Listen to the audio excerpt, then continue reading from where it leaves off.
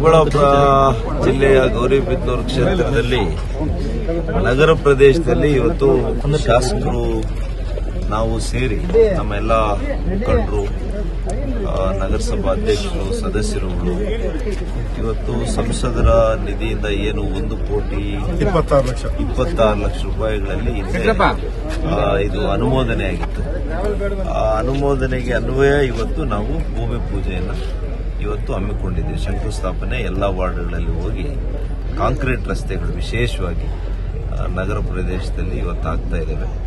ಮೂಲಭೂತ ಸೌಕರ್ಯಗಳು ನಗರಕ್ಕೆ ಮತ್ತು ಇಡೀ ಕ್ಷೇತ್ರಕ್ಕೆ ಆಗಬೇಕು ಅಂತೇಳಿ ನಮ್ಮೆಲ್ಲರ ಒಂದು ಇದು. ಅಭಿವೃದ್ಧಿ ವಿಚಾರದಲ್ಲಿ ಈಗಾಗಲೇ ನಾನು ಏನು ಹೇಳಿದ್ದೇನೆ, ನಾವು ರಾಜಕಾರಣ ಮಾಡಲಿಕ್ಕೆ ಹೋಗಲ್ಲ. ಶಾಸಕರು ಇನ್ನೊಂದು ಪಾರ್ಟಿಯಲ್ಲಿರಲಿ, ನಾವೊಂದು ಪಾರ್ಟಿಯಲ್ಲಿರಲಿ, ನಾವೆಲ್ಲ ಸೇರಿ ಅಭಿವೃದ್ಧಿಗೆ ಒಂದೇ ದಾರಿಯಲ್ಲಿ ನಡೆಯುವಂಥ ಕೆಲಸ ಮಾಡ್ತೇವೆ. ಒಬ್ಬರಿಗೊಬ್ಬರು ಪರಸ್ಪರ ಸಹಕಾರ ಕೊಟ್ಕೊಂಡು ಅಭಿವೃದ್ಧಿ ವಿಷಯದಲ್ಲಿ ನಾವು ಗೌರಿಬಿದನೂರು ಕ್ಷೇತ್ರ ಒಳಗೊಂಡಂತೆ ಅಭಿವೃದ್ಧಿಗೆ ಹೆಚ್ಚಿನ ಮಹತ್ವವನ್ನು ಕೊಡುವಂಥದ್ದು ಆಗುತ್ತೆ.